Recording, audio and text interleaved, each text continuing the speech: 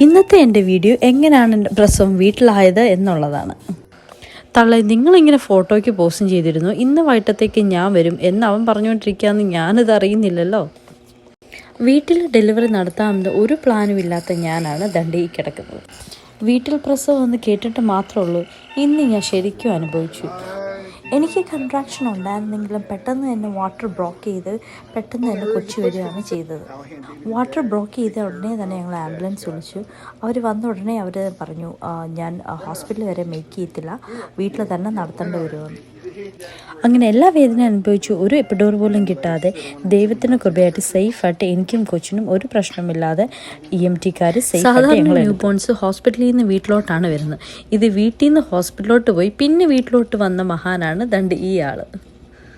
അങ്ങനെയെല്ലാം കഴിഞ്ഞ് എന്നെയും കൊച്ചിനെയും 2 ആംബുലൻസിൽ ഹോസ്പിറ്റലിൽ കൊണ്ടുവന്നാണ് ഇത്.